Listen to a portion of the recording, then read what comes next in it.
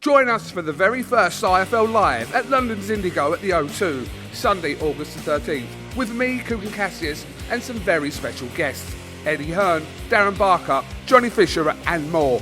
Tickets now on sale. So in the words of Eddie Hearn, you get up, you dress up, and you fucking show up. This is Umar for IFLTV. I'm joined by Hall of Fame promoter Frank Warren. A lot going on in boxing recently. Let's start with one of your old good pals, Mike Tyson. Going to be involved in the event with Saudi Arabia. He's training Francis Ngannou. Obviously goes up against your guy Tyson Fury. Going to be interesting seeing Mike on Fight Week, Frank. Yeah, I mean, we'll be seeing him. I'm more interested in seeing what happens in the ring. That'd be more interesting to me. And it'll be another situation where we've been involved in a fight where he's been involved in and our man wins. Yeah, of course, we know the history with you and Mike Tyson, Frank, but from an event point of view, to have Mike Tyson involved, it's good for you guys, obviously. Well, look, he shows he's training Ngannou, and it obviously adds a bit to it. And one thing's for sure is it'll bring more eyeballs along to the event. I'm, as I said, I'm very confident from day one. This is going to be a massive event, and Mike Tyson. One thing, whatever you think of Mike Tyson, he's got a tremendous knowledge of boxing. There's no doubt about that. What do you actually think of Mike Tyson, honestly? What do I think of him? Yeah, I don't. I very, very rarely think of him. All right, we'll leave on that one there. Frank, obviously the biggest story recently in boxing has been the fact that Joshua Whyte has been called off. Not sure whether the show's going to go ahead still, but yeah, what was your initial reaction to everything? Well, it's the British Boxing Board of Control obviously said the fight couldn't go ahead, and the promoters had no choice but to call the fight off. And that's the position. As far as Dillian's concerned, he's got to, comply and go along with the system that tests his B sample, and he's got to explain why whatever's been found in his system is in there or not. And that's what he's got to do, and the sooner the better. And then if what he says is true, he can get on with his career. If it's not true, then he's got a massive problem. But it needs to be dealt with. This is exactly how all these cases should be dealt with quickly. If you were handling this show and you've got just, literally less than a week, a pay-per-view fight at the O2 and your A side is ready to go, how would you handle this situation right now, Frank? Well, you've got a number. First of all, you look at the fighters that you got on your roster, and who are those who are available, and do you want to make the match? But obviously, at the end of the day, you've got to get the other fighter, which is AJ, to agree to fight one of the guys that you put forward, if indeed you want to put one of them forward. I mean, they've got some good fighters there that they can put in, but I think they're looking at the long game rather than that. And I think I may be wrong. Maybe that show may get cancelled because of it. Because he's looking at obviously getting a big payday in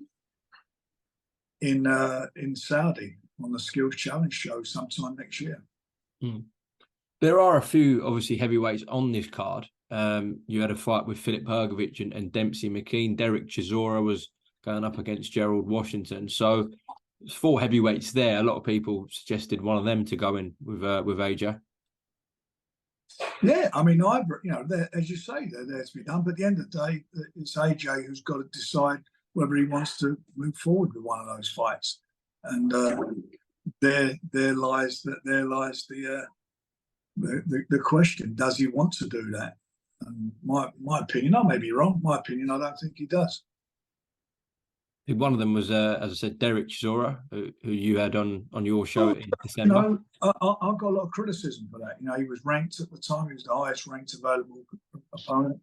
I don't see what he would gain out of fighting Derek now. I mean, Derek was taken to school by Tyson again, and I just don't see where that goes. I don't think people will buy into that, in my opinion. So you're saying if they did Chisora on pay-per-view with Joshua, you don't think that would sell? Yeah.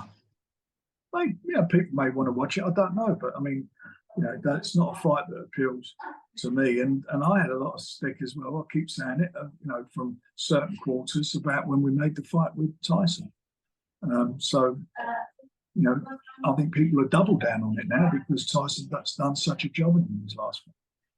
What do you think about the Filip Hrgović fight? He's on the card this Saturday.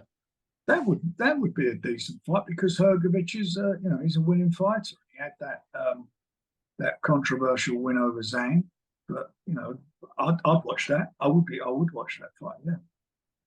But on a week's notice, when you've got the fight with Wilder lined up for January, would that be a sensible decision to take on Filip Hrgović? They could have made that fight. They could have made that fight with, months ago if they wanted to. And they got both the fighters on their roster. They could have made it then. I mean, he's a winning fighter. Would people have bought into it? And he would have got in a better position because by fighting Hrgović, I think he would have took over his position in the IBF. Frank, I know you're away and you probably haven't been on your phone much and looking at what's been going on, but did you manage to see or hear what David Haye had to say about this situation? I did see it. Yes, you did see it. Yeah, I did see it. Look, who knows? Who knows? I don't know when the tests were taken or when they were announced or when they got the results. I have no idea. Only Matchroom and the fighters concerned know that. So whether that's true or not, that allegation, you'd only know if they've had those results for a while. If they had them for a while, then you know what positions. All right. Anything you want to add on this situation before we move on? No, I just think that it's a funny thing. Everybody's very frustrated about this, and I am, and I know the fans are certainly are. What is happening at the moment is that the tests are working. There are fighters being found to be positive, so they are working, and we probably need more tests. We need to have more tests, and I believe that somehow the funding's got to be found to make that happen. I don't think the board have been sitting on their hands. They've been working hard in this, and they certainly in this particular instance haven't been sitting on their hands. It seems to me as the problem is UKAD is the weak link in the whole matter. And that again is frustrating. And you've got to refer it back to the Conor Benn situation. As time goes on, more and more comes out, and these lawyers have done a brilliant job for him as lawyers, in as much that for the second failure that he had, positive test that he had, they've argued the jurisdiction of who can hear the disciplinary problem, and they over jurisdiction. It's nobody can hear it according to them, and that is a ridiculous result. My question to it is: has there been a hearing to determine whether that second test was a failure or not? I'm not talking about jurisdiction. I'm talking about hearing. Has there been? Can you hear this noise? I can hear a bit of background noise. Yeah, I'm still getting what you're saying, though. Let me just stop there. I'll stop. Right, sorry, Sarah has. Right, that's all right. I'm just picking this back up. So, are you saying there wasn't a hearing on the second test for Conor Benn? There was a hearing, but what I understand it was about was the jurisdiction. And what I'm asking, the question is, has any evidence been heard by a proper authority, like a drug, a drug controlling authority, as to whether that second test is still positive or not? Did they clear Conor Benn's second test? Did he submit his B sample? Because what I'm hearing is that he didn't. And if he didn't, then the Border Control should appeal that. They should appeal that because they have the right to hear that case. If you look at the regulations, and for you all for the haters out there, I do have to look at them. I do have to look up and see what they say, so I know what I'm saying. If you look at it, it says, first of all, it's Rule 31.3. It says The anti-doping laws apply to all persons licensed, whether permanently, provisionally, temporary, or otherwise, to participate in professional boxing, or whichever is the longer of A, the length of the license period, or B, 12 months from the date of issue of the license in accordance with the BBBFC rules and regulations, whether or not the license holder is a citizen of or a resident in the UK. So the bottom line of that is that everybody involved in that has to adhere to that regulation. And it goes on, talked about this before, 31.5v says all license holders agree to cooperate fully with any World Anti-Doping Code compliant anti-doping investigations or proceedings, whether conducted by the UK anti-doping or any other competent body. So what has happened now, the argument they've had has been over jurisdiction. That stopped that from taking place. So I understand. That is what I'm told is the position. And the Border Control do have in their regulations the right to hear this. It says in these situations, it actually says that if a boxer, how to read it to you now, if a boxer has failed anything, then they can call him and hear that. It doesn't say UKAD can hear it. They can appoint UKAD with them to hear it. Yeah. So I think they'll appeal it, and they should appeal it, because this is a confused message going out there. The message, what it sends out to the other boxers, to young amateurs who want to turn pro, and to the public, is confusing and wrong when we know it can easily be dealt with. This is wrong, and it needs to be sorted out. And we need to get this situation sorted out with doping, because it's becoming a farce, and all it's doing is damaging our sport on a regular basis. And even if they have to call in the Minister of Sport, whatever they must do to make sure that it sorts it out. There's been according to what I understand, according to Benn's lawyers, and the latest ruling was neither the WBC or UKAD had jurisdiction over the second positive test result.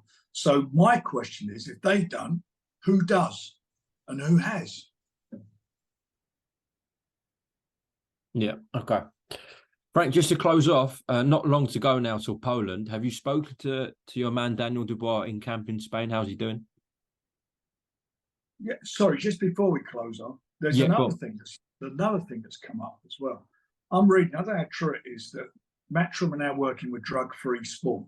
According to Victor Conti, drug-free sport reports these test results only to Matchroom, and Matchroom is responsible for adjudicating any positive results.